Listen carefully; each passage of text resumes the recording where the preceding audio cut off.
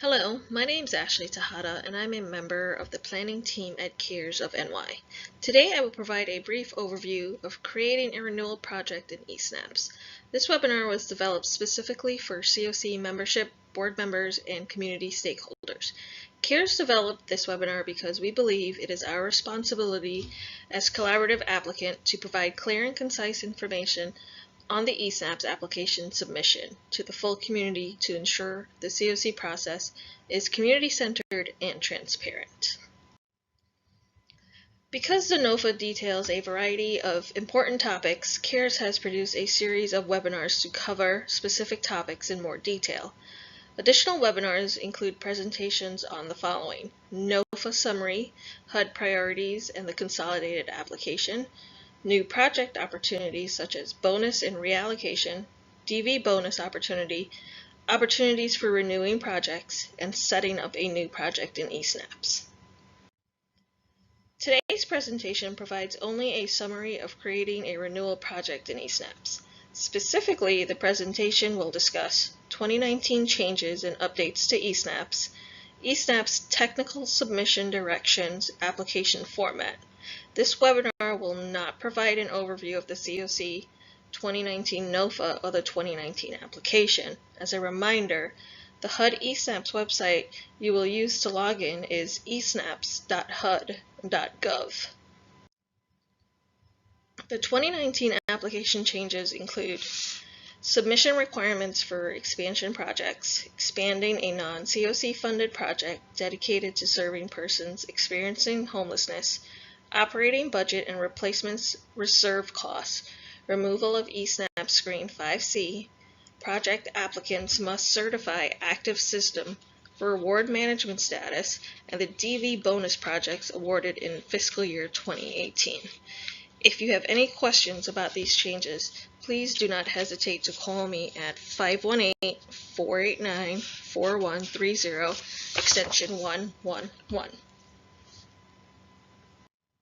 In eSnaps, there are 4 parts of submitting a renewal project application. First, you must update your applicant profile.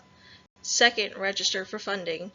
Third, create the project. And fourth, complete the application and submit the application. Here's the first screen you will see when you go to the eSnaps website.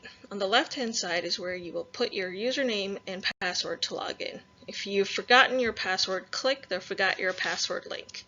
If you keep trying a password that you're not sure of, you'll end up getting locked out of eSnaps. If that does happen, wait about 15 minutes and try again. Just a reminder, CARES does not have any of the username or password information. So if you do get locked out or forget your username, please submit a HUD AAQ.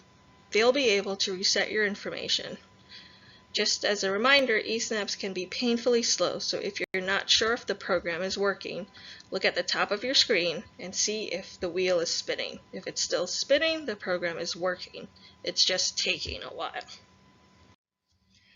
This is the first screen you'll see when you log in. You simply press accept and move on. Now that you're all logged in, you will first click on Applicants, which is step 1, and then the orange folder, which is step 2 on this screen. It's worth noting here, the order of items under the Workspace tab follows the logical order of the steps to complete your project application. Before you can do anything, you need to fill out the applicant profile, which is essentially giving HUD information about your agency. When you log into your applicant profile, you'll see that it says this form has been marked as complete. The reason for this is that the form was completed for your last application for fiscal year 2018.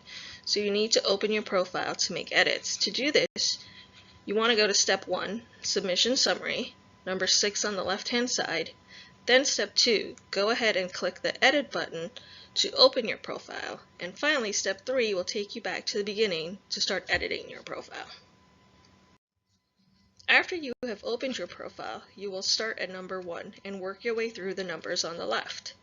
Numbers 2 through 4 will already have pre-populated information from last year. You'll need to verify this information and make any changes as necessary to your profile.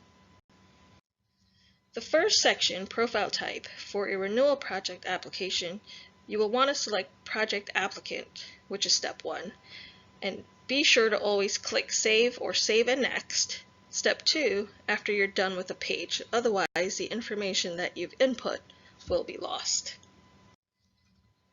Section 2, Organization Information. You will verify this information and make any necessary changes, then click Save and Next. Section 3, Authorize Representative, Contact Information.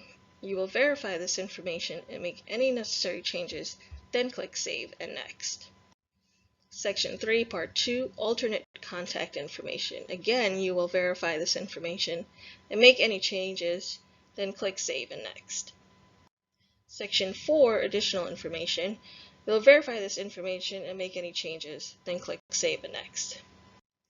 Section 5, which is Forms and Attachments. You'll need to fill out or verify this information. The first form is the 2880. Part 1 of the 2880, the answer to question 1 will be yes. For question 2, you will select yes if your agency is applying for any federal funds more than $200,000, including COC funding. If you select yes for question 2, you will need to fill out parts 2 and 3 of the 2880. Part 2 is where you will list any other governmental support that you're receiving for your projects. Part 3 of the 2880, you will list anybody else who's associated with the project, such as developers, contractors, consultants, or sub-assistants, if they receive in excess of $50,000 or 10% of the COC funds requested. Once you've filled out the 2880, you'll select the I agree button and save and press Next. The next couple of screens require a certification. You do not need to update this information. However, you need to make sure documentation is there. This form will need updating. If you click on the name of the form, it will give you information on where to access these forms. The link to the website is in the wording. The website is highlighted on this webinar for you. Once you've filled out all the information in the applicant profile and selected I agree to all the forms under number 5, you'll end up at the submission summary page. Please note you'll only be able to press complete for the applicant profile if you have all green checks here. If there are any red X's, then you'll need to go back into that section and make any necessary changes. Once you've completed your applicant profile, the next step is to register for funding. To register for funding, you'll need to select the Funding Opportunity Registrants tab, which is step 1. Once you're done that, you'll find the Renewal Project Application Fiscal Year 2019 underneath Funding Opportunity name and select the little piece of paper with the check mark on it, which is step 2. When the question appears asking if you want to register the applicant for funding, select yes. The screen will then indicate that the project applicant has been registered. Then you can go ahead and hit back. After selecting the back button, this screen will appear. Now select projects. In order to create your project, your first step is to select project on the left-hand side, which is step 1. And then in the drop-down menu, select Renewal Project Application FY 2019, which is step 2, and then you will select the note icon, which is step 3, to add a renewal project. Here, you will name your project as it was noted on the GIW and add the year 2019 to the end of its name. This keeps it consistent and easier to find. The second thing you'll do on this page is import your data from last year's application. So you'll use the drop-down box there to find the name of your project from last year, and this will import all of the information that you submitted last year into your current project application, which will make it a lot easier to fill out. This is just a reminder that each application has 4 parts. Depending on the project type you are applying for, PSH, RRH, or TH, your subpages will be different throughout the application. After importing your data, you will select Submission, which is step 1. Then apply all necessary filters to find your project you just gave a name to, which is step 2, and then access your project application by clicking the yellow folder in step 3. You will review the following information on this page and simply click Next to move on. As a reminder, when working in the project application, eSnap's users can return to the main screen by selecting Back to the Submission list at the bottom of the left menu bar. From this screen, users may access applicant, funding opportunity registration, projects, and submissions on the left menu bar.